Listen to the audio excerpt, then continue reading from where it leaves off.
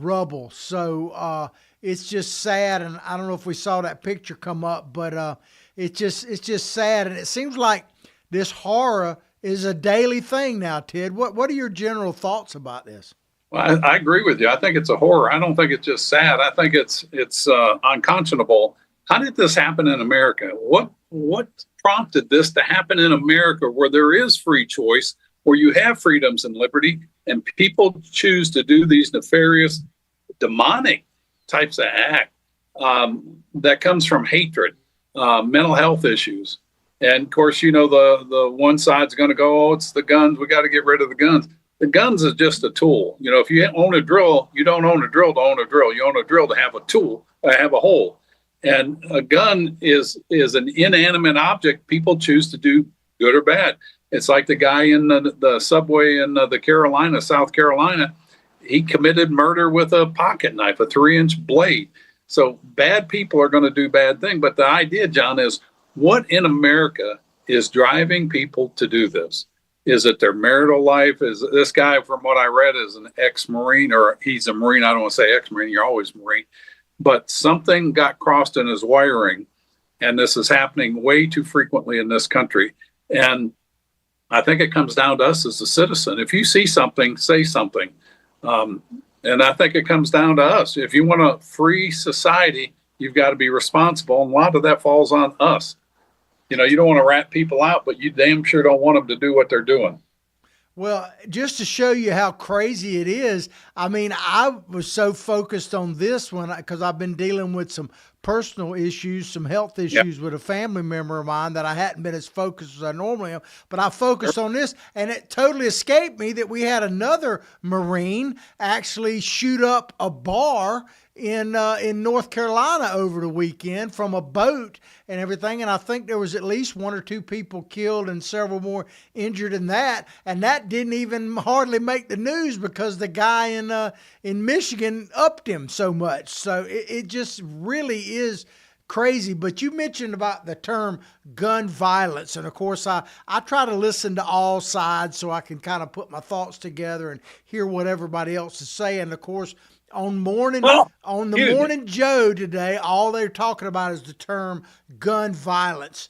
And the only reason that term really bothers me so much is because I know their implications are that it's all about gun control. And here's the Sure. thing. I'm not saying, Ted, that there aren't some potential issues out there, but what's so frustrating is we can't sit down and have an honest conversation about all the layers that may be causing this to be happening right now, because the left makes it all about guns, and maybe the right, if you want to divide us into that category, is so kind of fearful of anything being taken away that they're just automatically going to react a certain way.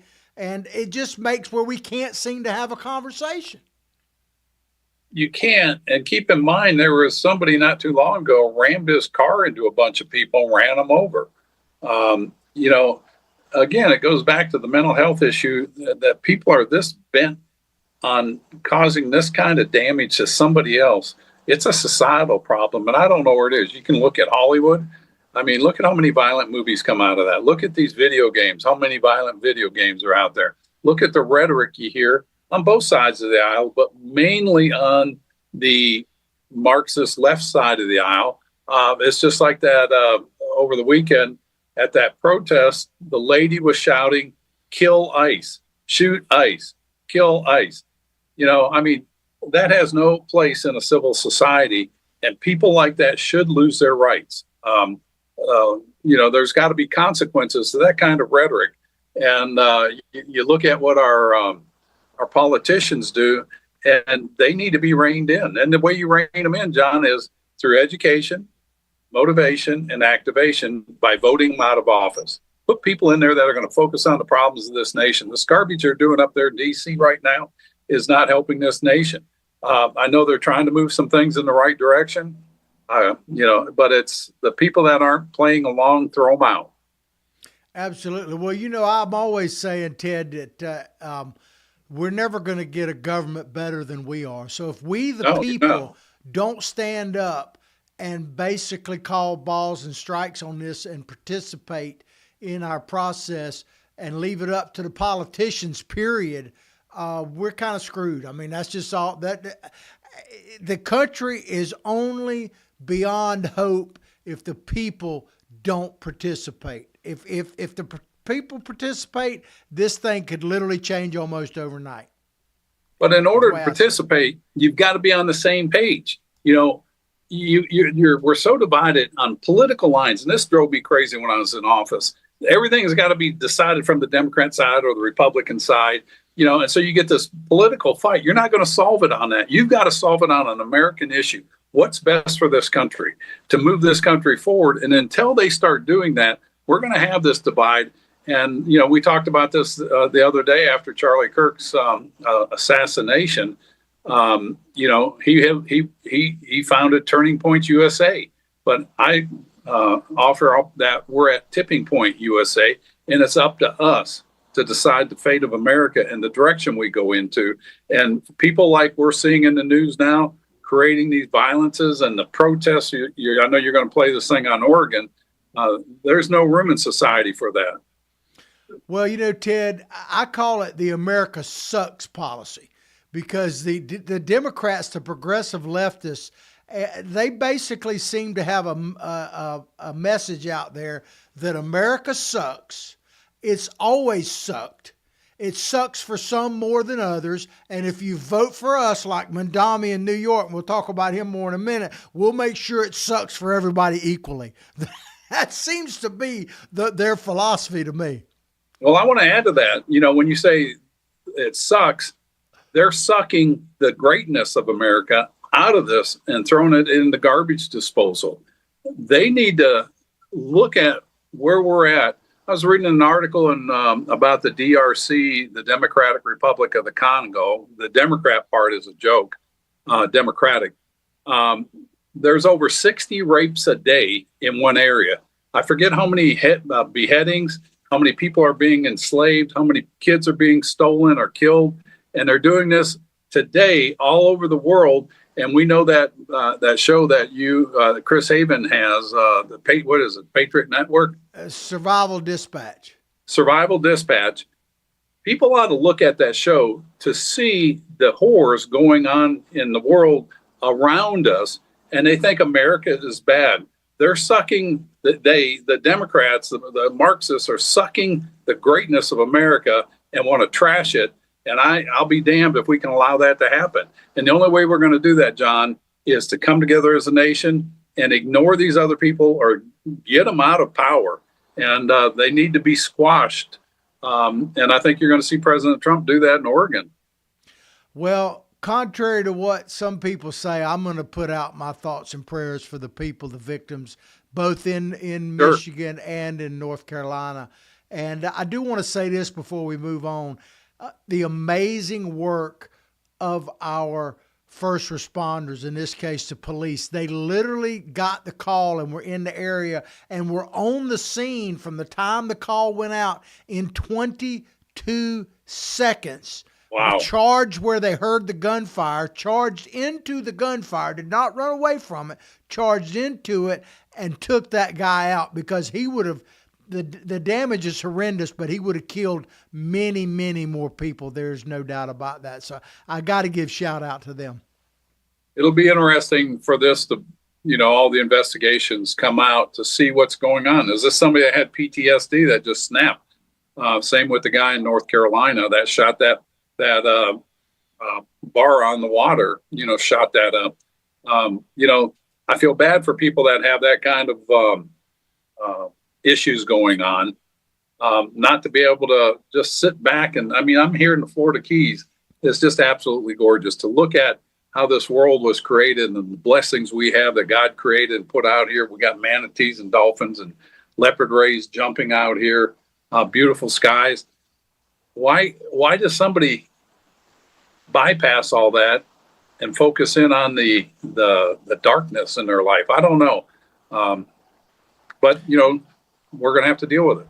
Well, Ted, I've actually thought quite a bit about that, because growing up in the little small town that I did, I grew up, and I know you did too, with the World War II generation.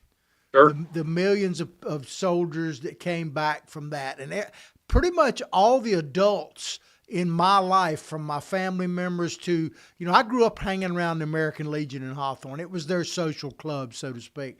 And there were people that had some horrendous experiences, like they were Oh on the man. beach at Normandy. I had another friend of our family who was actually in one of the pits in the Philippines when we left there and came back. Spent Mm. years literally in a pit being tortured by Japanese, and was on that death march that happened over there.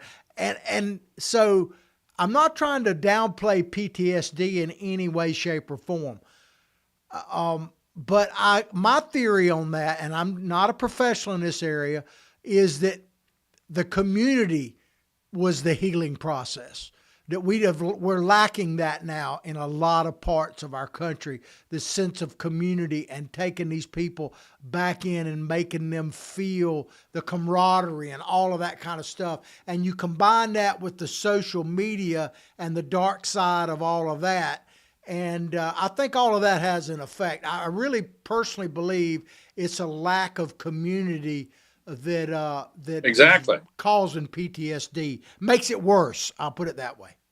Well, John, go back to Ilhan Omar and AOC saying Charlie Kirk was a racist because he said the Civil Rights Act was a mistake. You're talking about community. Go back prior to the Civil Rights Act that Lyndon Johnson did. And I encourage people to look at Hillary's America that Dinesh D'Souza did, and look at Lyndon Johnson on Air Force One and the words he said to the other senators to sign on, and the words he used, and watch the black airline attendant that was serving coffee on silver platter. Watch what he does and his body language when Lyndon Johnson says what he does. And the Civil Rights Act, it was a mistake in that it broke up the American family. And for a civilized society, the strongest unit you have is the family, a mother, father, and in today's world, caring spouses, taking care of children. I'll bend it to that. I believe in a man and a woman in a marriage, but it's that unit that brings structure to their children. Teach them the way to go. The biblical principles: spare the rod, ruin the child. I've had to use that saying a lot on my children. But Well, it's when you lose that family unit, which the Civil Rights Act did. You go back, 85% of the black households had a mother and a father. Today, it's less than 25%. And so you don't have that structure. And it's not just the black household. It's gone into the other groups, the white group and all that. It was a mistake because it made people dependent on government. In fact, people went out of their way not to be married so they could get more benefits. And this is something that has been a mistake. It's a mistake today in our social programs that need to be reeled in. Again, going back to biblical principles, a man eats according to the sweat on his brow. Yeah, well, you mentioned about the Civil Rights Act, and a lot of people don't really understand that there were essentially two Civil Rights Acts. There was the first one essentially did away with the Jim Crow laws and that type of thing, and essentially made sure that people's inalienable rights were protected regardless of race, creed, or color. And Right. Republicans actually were on board in a large way for that. The second kind of Civil Rights Act, which was led by the Great Society and Lyndon Johnson, is the one you're talking about that created all of the welfare state. People forget Sure. there basically were two.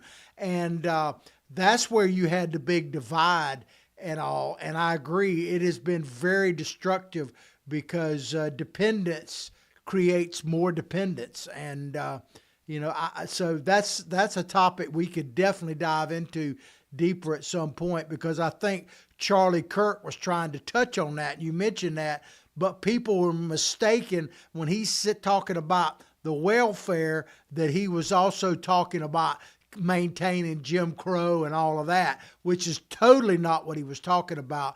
But people are so uneducated in that area that and purposely indoctrinated as well. Yeah, yeah. And another thing, that it makes it difficult for people to truly understand that. It really does. And you go back to the Jim Crow law, you brought that up. I love how the Democrats say, oh, the Republicans want to reinstitute Jim Crow laws. They're the ones that created those. They're the ones that had the KKK and the Jim Crow laws. But they blame the Republicans. And see, that's a divide they use as a wedge. And places the people, and I'm going to say ignorant people, ignorant is something you can fix. Stupidity, you can't fix that. God bless them.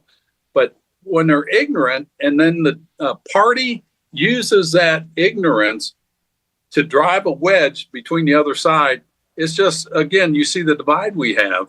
And, this is a better country than that. And I'll be damned if we allow this to happen. It's time that we stand up and say, no more of this. It's over. And this is where the rule of law comes in. And that's what Trump is doing when we get to the Oregon session video. It's the rule of law. We're going to follow the rule of law. And if you don't like it, leave. Yeah, or change it. You could change the law. Exactly. That's the way the system was set up. Go back to the law. If you go back to read Ben Franklin's biographies, there's several of them out there. He went, he was an ambassador. He went over to England and he came back and he talked about the welfare state over there, how it robs a person of their desire to work because they become complacent. They become lazy, knowing that the state will take care of them. And he said a welfare system is not something that will ever fix itself. Yeah, that was in the late 1700s. Well, Ted, an example of what you're talking about, back when I was city manager in Hawthorne, people, people would be coming in and paying their water bill and utility bills through our drive-through and up to the walk-up counter. And they would get irate with my clerks and stuff and just start yelling at them and everything about it. And I would go there and say, look, I said, yell at me if you want to. I'm the city manager, yell at me. I said, but these people here have the least to do with what you're talking about than anyone else. All they are doing is implementing the policies that the city commissions over the years put in, and the city manager like myself has to enforce these. That's part of my job. But you're giving a hard time and cursing out the person that is least responsible for what you're angry about. And I told them all the time, if you don't like what's happening here, I would encourage you to go to the city commission and tell them exactly what your grievance is, because these people are not the problem. And it's the same way with police officers and whatnot. They are not the issue in general. They are simply like all this ICE, and we're going to talk about Portland here in just a few minutes, but it's not the ICE officers or the police officers are the issue. They are simply enforcing the laws that Democrats voted for as well over the years. Sure. And so if you don't like the laws, change the law, but don't attack the police officers. I agree wholeheartedly with you. But, when you ask people to do that, well, I'm busy. There's a football game that night, or I'm meeting with my buddies at the bowling alley. I'll let somebody else do that. Well, you got to live with the results that show up then. If you're not willing to go and participate, stop your complaining. I was going to say another word, but I'm refined myself. Yeah. And I'll say one more thing, and then we need to go to commercial break. The importance of going to your city, county commissions and that kind of thing, beyond just you have the most local control, is those people that hold those offices quite often become the next tier. They become the state legislature. They end up being in Congress. A lot of people who end up being president, Trump is not one, started at lower levels and worked their way up. And so I say that to say, if you just give them a free pass, they become jaded and think that, hey, nobody's going to hold me accountable. I've always done what I wanted to do. And they do it all the way to the White House. That's exactly right. I had so many people tell me, Ted, you've got absolutely no political experience. Start off at the city commission, then go to the county commission, then run for the state house and then the state senate, and then run for Congress. I'm like, are you kidding me? I says, if we lose the federal government or if we lose the government, it doesn't matter what happens in Florida because you're going to be dictated by a federal government. And I saw that back then. That was back in 2010. And I'm glad I did, because I'd be a county commissioner now, not gone to where I did go. You're right. You're absolutely right. But this is what's happening with the Clash of Civilizations in that book, Samuel Huntington's. They're doing exactly what you described. They being the Muslims, like in the big Minneapolis, Detroit, in these Muslim strongholds. And this is not against Muslims that assimilate and are Americans at heart. You can practice your religion, but if you're one of those people that are trying to change the direction of America and the very basic foundational principles and core values, there's no room for you here. We cannot coexist. It's either American constitutional law or move. Absolutely. I mean, that's something I feel very adamant about. There is no bending, but like you said, you can change those laws, but you got to do them properly. Well, I think John Fetterman recently said it about as well as anybody. If you don't like what's happening, elections change things. What he's talking about, the government shutdown, he's probably the most logical person I've heard about that, which is amazing. But he says, if you don't like the policies, then elections are the answer. Change the people there. And that goes to any issue. Who would have thought that we'd be edifying John Fetterman, Senator Fetterman? I tell you what, I have to say it, that he may be the most logical one on any side of the aisle right now. It's amazing to me how he. Well, you can do that because he's so tall and he can look down and he gets a better perspective. Yeah, it really is. I never thought I would elevate him, but I have to give props where props are due. That's one thing you and I think agree on. We're going to call balls and strikes on this show. Absolutely. We're not afraid to go out and say, hey, unlike the Fonz, we can say, you're wrong. Well, we're going to take a quick commercial break, Ted. We'll be right back. If you want to be a sponsor of our show, and we're getting more coming in line every day, contact Freddie at that little tag you see up there, and we would love to have you.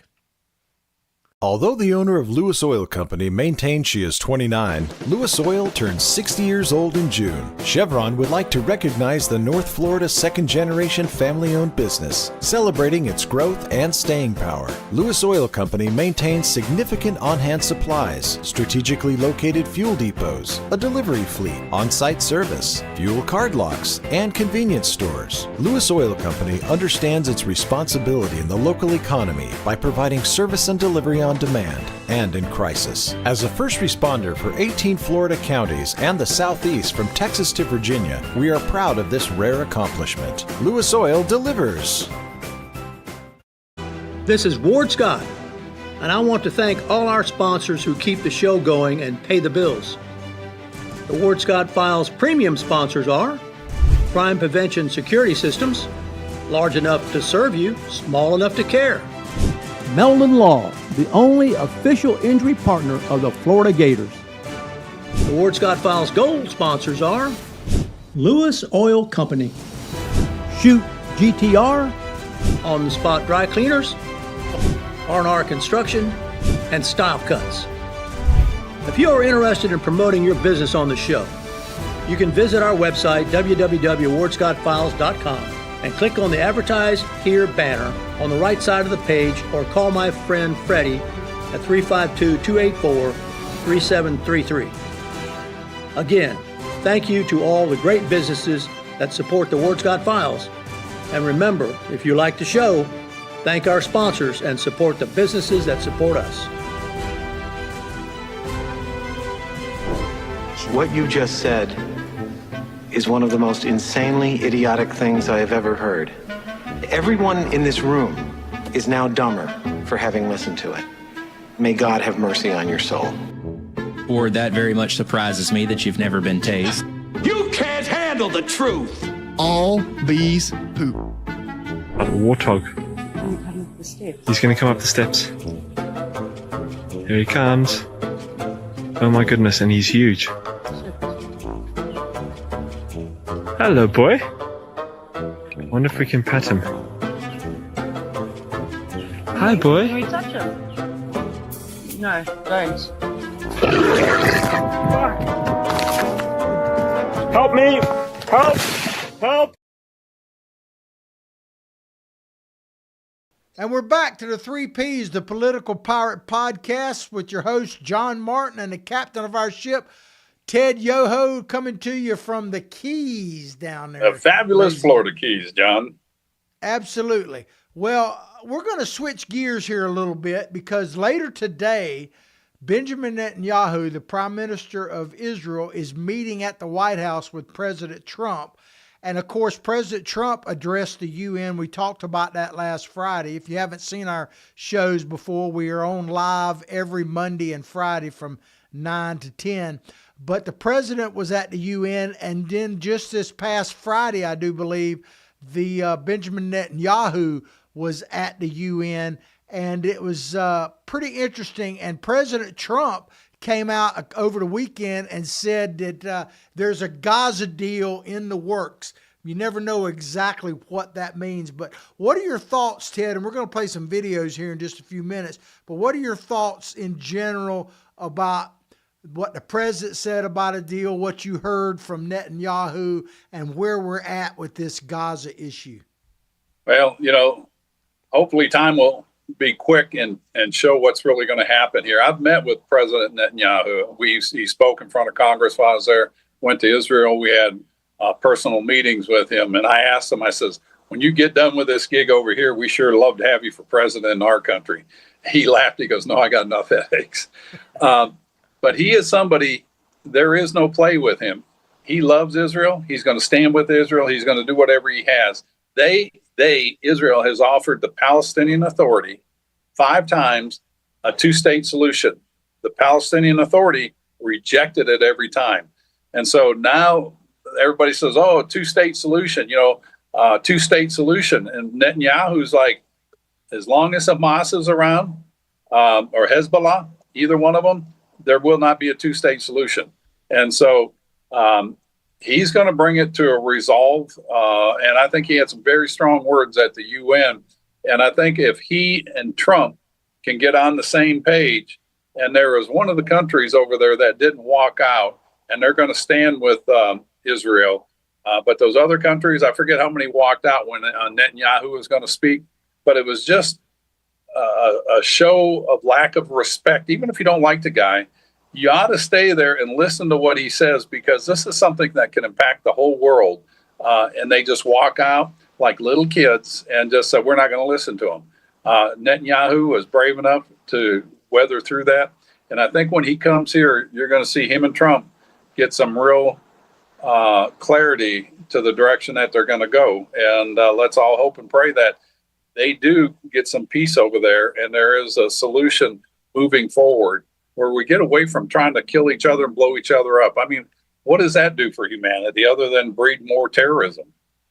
Yeah, well, the way they got up and walked out like that reminded me of South Park cartoon where Cartman always, his character in there, always says, screw you, I'm going home. I mean, it's like, I'll rely on you. I've never watched that. It's actually, lately it's been kind of iffy.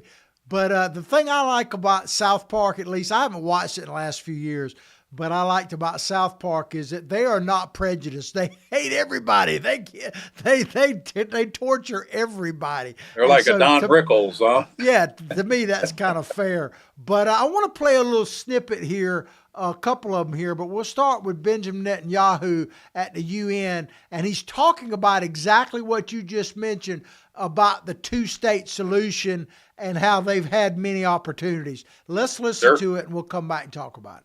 As a Palestinian state this week sent to the Palestinians, it's a very clear message. Murdering Jews pays off. Well, I have a message for these leaders. When the most savage terrorists on earth are effusively praising your decision, you didn't do something right. You did something wrong, horribly wrong. Your disgraceful decision will encourage terrorism against Jews and against innocent people everywhere. It will be a mark of shame on all of you. But wait a minute, Mr. Prime Minister, they tell me. Wait a minute. We believe in a two-state solution where the Jewish state of Israel will live side by side in peace with the Palestinian state.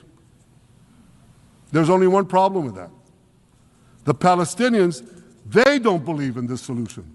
They never have. They don't want a state next to Israel. They want a Palestinian state instead of Israel. And that's why every time.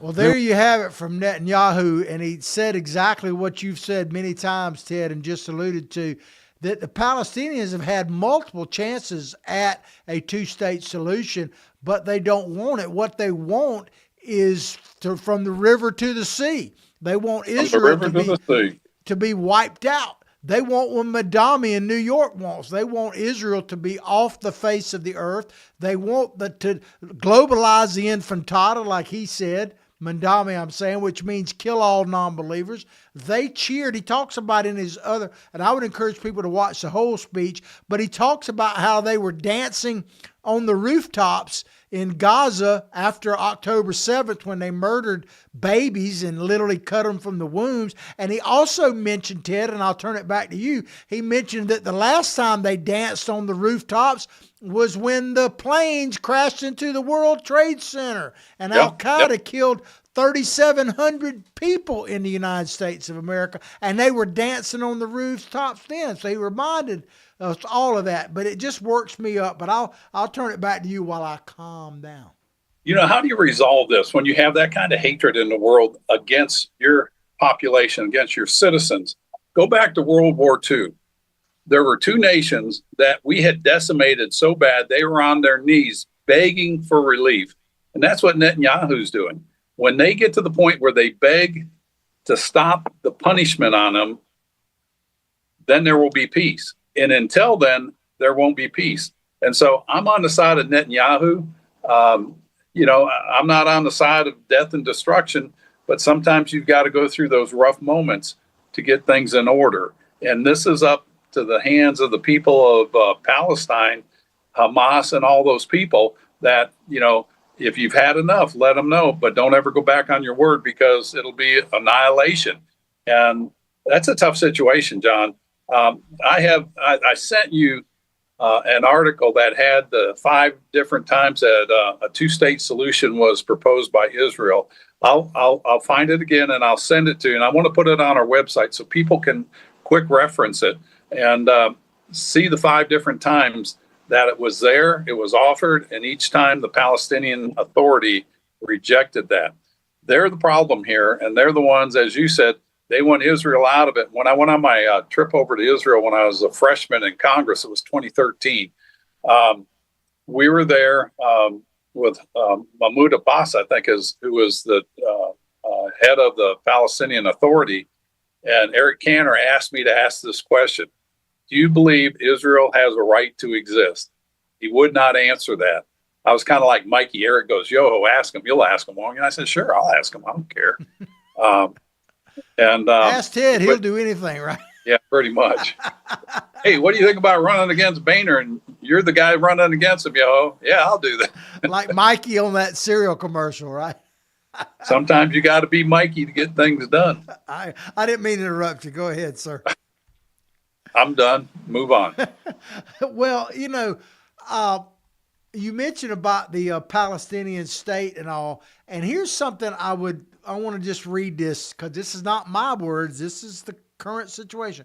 Currently, the state of Palestine, and there isn't really a Palestine, is recognized as a sovereign nation by 157 of the 193 UN member states. It represents 81% of the international community. Okay, and we just had like France and England and all that recognize them, which, as the President Trump points out and Netanyahu points out, makes no sense because you're rewarding, even if you're for, quote, exactly, a two-state solution, it rewards Hamas, and until they're out of there and totally immobilized or destroyed, there can't be a two-state solution. But I got an idea, Ted, for a two-state solution. How about, and I think our producer's going to put this meme up there, how about this for a two-state solution? Because France has been leading the charge on it. We divide France right in half. half of it be Palestine and half of it be the state of France. And I want to say this, and I'll be quiet. Part of the problem that we have with Europe is because there has been so much of an influx by Muslim extremists taking over the local governments that people like the president of France, the prime minister of England, they are afraid. Even I don't know that they actually believe all they're saying, but I know they are afraid to stand up because they might be taken out politically if they do. Sure. They're politicians. Their politicians are worried about their next election. They are not leaders. They are not world leaders, and they'll do whatever they have to stay in power. And in the meantime, they'll let their country be eroded. Influx of people changes their demographics, which changes their lifestyle, which changes their traditions. And shame on these people. It's not just France. You can go to the European Union countries. You can go to England, Scotland. And it's happening everywhere, and it's happened here. Look at Michigan. Look at Minneapolis. Look at these other strongholds of Muslims. You know, the difference between the Muslims that are radical and, like, say, another group like Asians or the Latinos, those two groups, the Asians and Latinos, they're proud of their heritage, but they've assimilated and became Americans and follow our laws. You look at the Muslims that are hell-bent on changing America, they want to follow Sharia law. And this is where it drives me.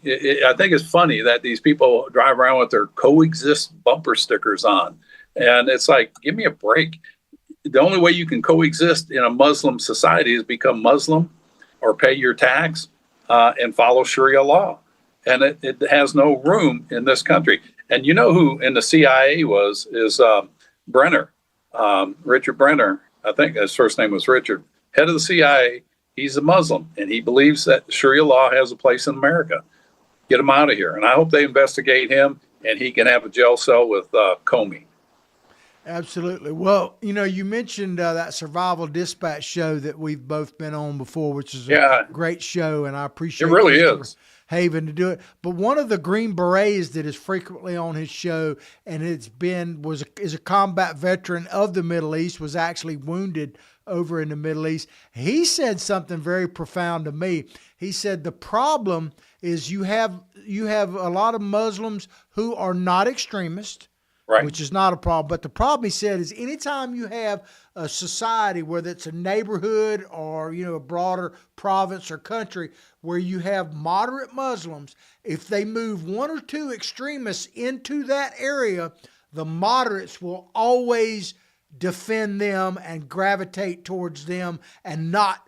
I think the most important thing, which has implications in our country, is they will not question them. They will defend them. They will capitulate to the extremists. That's what he said. He's seen time and time again. Well, you know, that's human nature. They don't want to be chastised and thrown out. You know, John, we have that in this country. And it's people that are really Republicans, but if they're around the Democrats and all that, they kind of capitulate and they'll agree with them. And I see it, and I know you've seen this.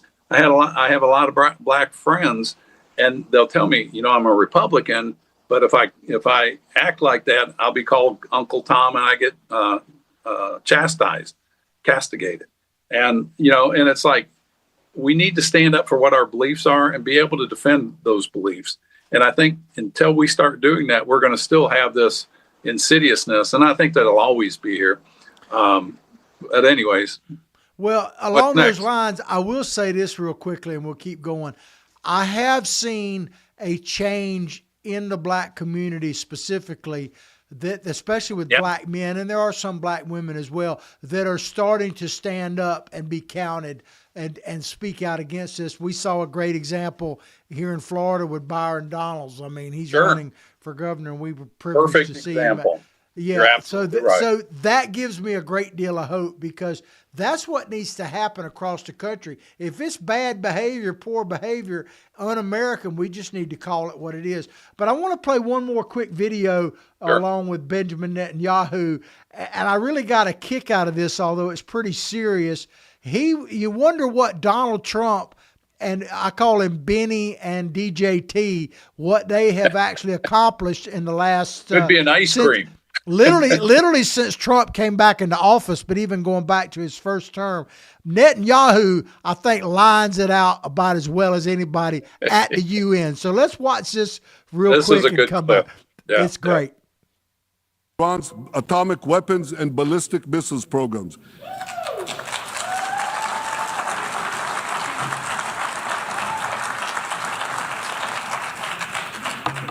So here's where things stand today.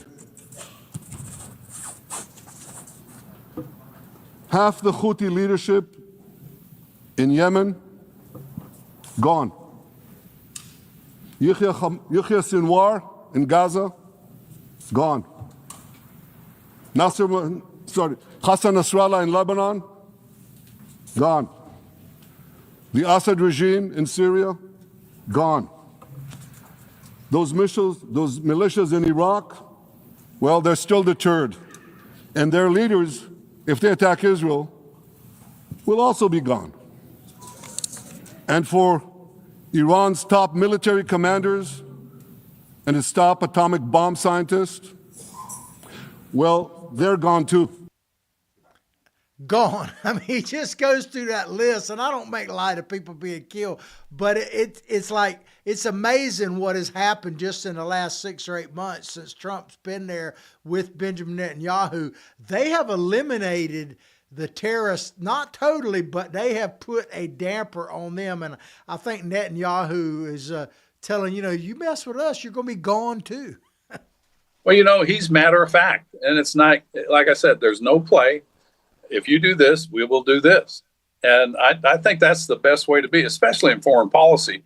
There's too many gray areas and nuances. It's kind of like what our relationship with Taiwan and China. Our stance is strategic ambiguity. That is the stance of the United States when it comes to China and Taiwan, strategic ambiguity. There is no clarity. We wrote a bill that defined exactly what America would do. And, you couldn't get people to sign on. And they said, oh, man, that's a red line you're drawing. I said, no, it's clarity. Anyways, Netanyahu, there is no ambiguity. You know exactly what he's going to do. You keep messing with Israel, this is what we're going to do. And he's ready to check the next one off. I would encourage people to watch his whole speech, because another part that it was I guess I got a weird sense of humor, kind of funny. You and do. He talked about how he said, and I don't think it was Hamas, I think it was Hezbollah. He said, and we paged them. When he talking about the cell phones and the pagers, and they got the message, just ask them, something like that. It was I forgot. I wanted to comment on one of I think it was that segment or the one before. I think it was the one before. When we were on Foreign Affairs, we found this out probably 10 years ago when I first came in. The Palestinian Authority pays people that kills American or Christians and Jews. If they get arrested, the Palestinian Authority pays them while they're in prison.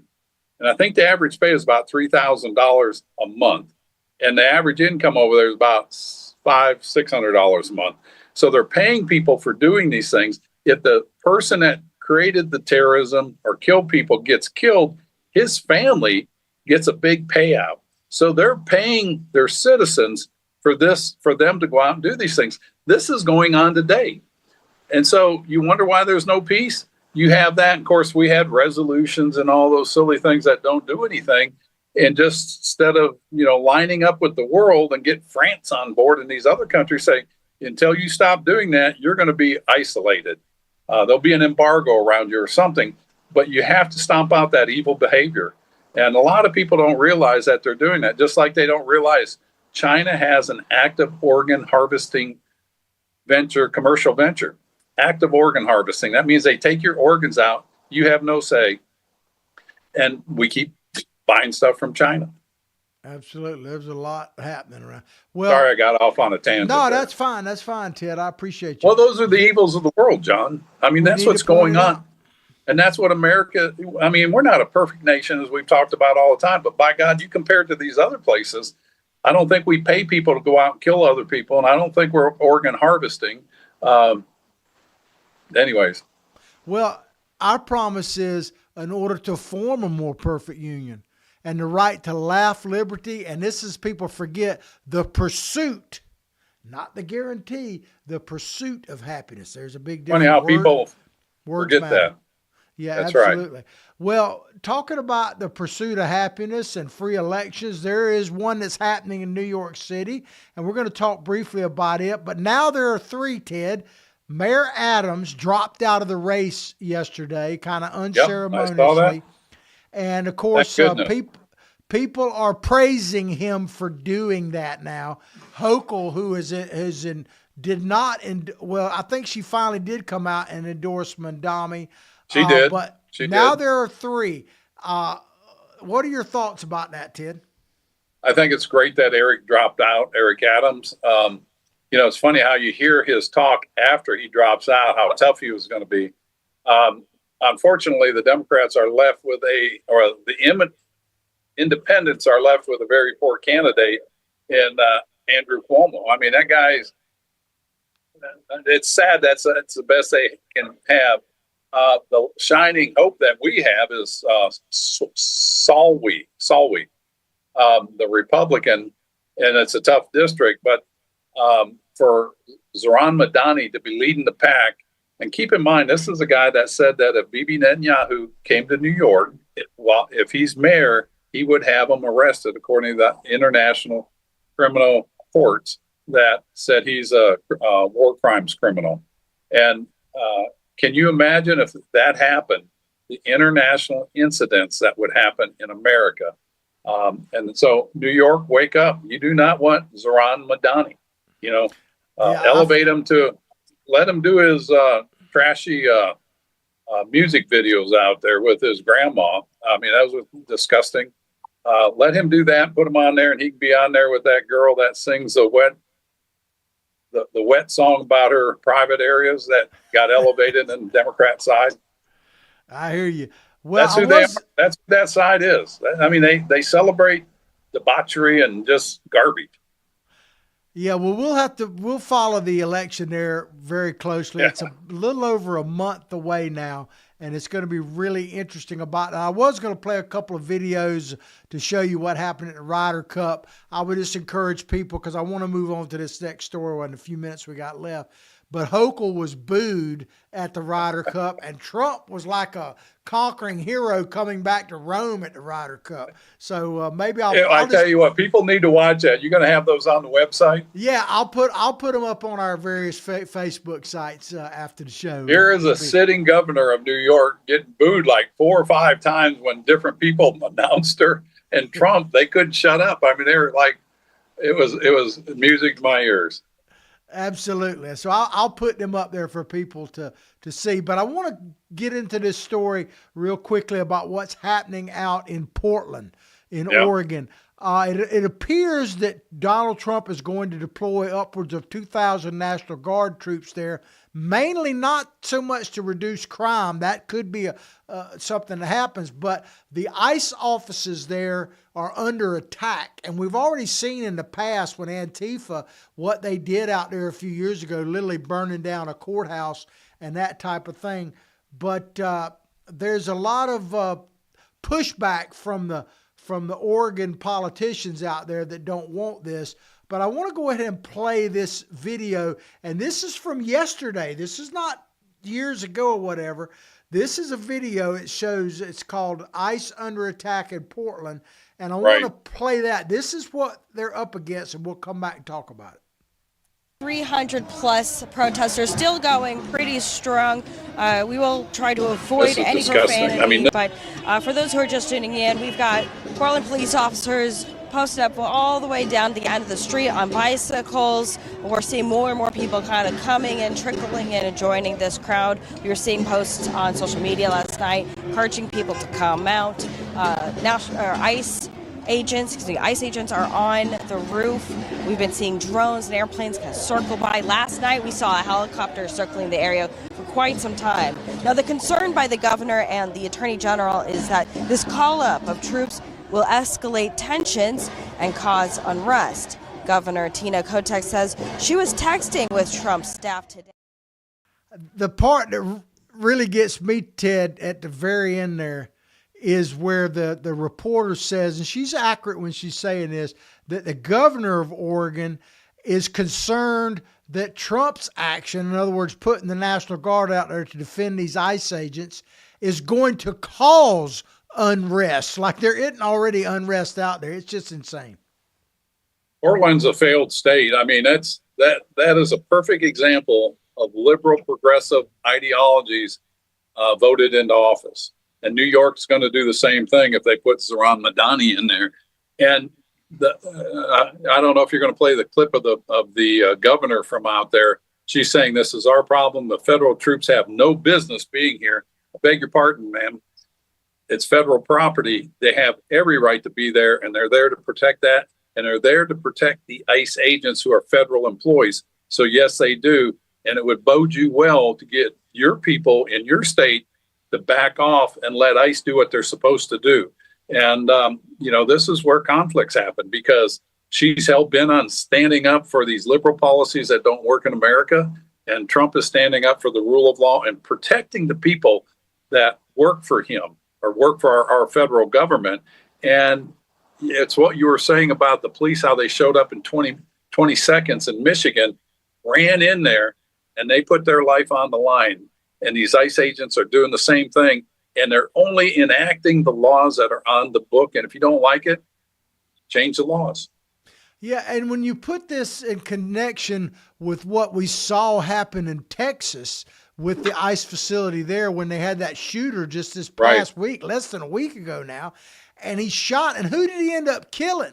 Two innocent, in that sense, migrants that were there, illegal aliens. Yeah, they may have been lawbreakers, but they deserve their day and their due process. And they weren't given due process because this guy, I'm not saying he was targeting them, he was obviously targeting the ICE agents, but they were caught in the crossfire and killed. Can you imagine if you had a shooter, and we've seen there are plenty of shooters, don't matter which side you want to look at, there are plenty of people willing to shoot up places right now. We talked about that at the top of the show. Can you imagine if they had a shooter like that he may be targeting ICE people, but you got 300 protesters out there, they would mow them down as well. And who would be blamed for that? ICE and Donald Trump would be blamed for that. Absolutely. So they're protecting people. They're creating a violent situation, Ted, that, somebody's got to do something about it. Absolutely. And for any shooters out there that are listening, do us a favor, do your family a favor. Your first shot you fire, let it be yourself. If you get to that point, I hope you don't get to that point, but leave everybody else alone. You're not going to change the dynamics by that. Sorry, John, I shouldn't have said that, but I did. Yeah, well, I'll close with this and I'll give you the last word. It goes back to a little bit about what we were talking about earlier.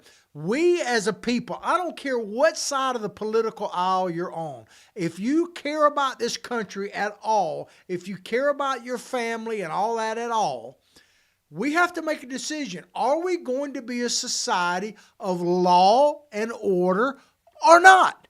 Because if we're not, then we're doomed and we all got to start looking for the exit somewhere.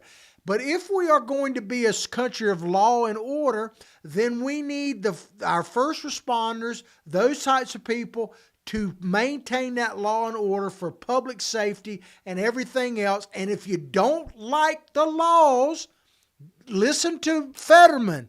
Elections matter. Change the laws. And if you want to see law and order, elections matter, and change some of the people that are in D.C. It just gets me about that, Ted, because I guess maybe I'm just getting older and crankier, but I actually care about the country that we're going to leave to our grandchildren. I actually do. More now than ever, because I'm a grandpa. Yeah, when I ran in 2010, when we first ran, that was one of my topics I covered is what kind of country are we going to leave? And we weren't near this fractured as we are now. Now you look at it and you see there is a possibility. We're right on the verge of a civil war. And, you've heard me talk about that book of Andrew Jackson's American Lion. They were talking about what's going to happen is brother will be fighting brother. Fathers will be fighting sons. Sons will be fighting fathers. And that's what happens in the Civil War. I don't think anybody wants that. There's got to be a way to bring these sides together. And, the best way to do it is national leaders working to unify America. And, that's my hopes that we get to that point. I think we all have that same feeling that we want to get to that point. Whatever we have to avoid the Civil War that's looming. Ray Dalio talked about that, the hedge fund managers. So many people have talked about it. You're hearing it on the news now. I don't want to talk it into existence. We want this to come to an end. Let's go on and move and show the greatness of America and what we can do in society in the future and leave that posterity and prosperity to our future generations. Absolutely. What he said. Peace out, everybody. Y'all take care. Appreciate all of our sponsors. Have a great week. This is Monday. Have a great day.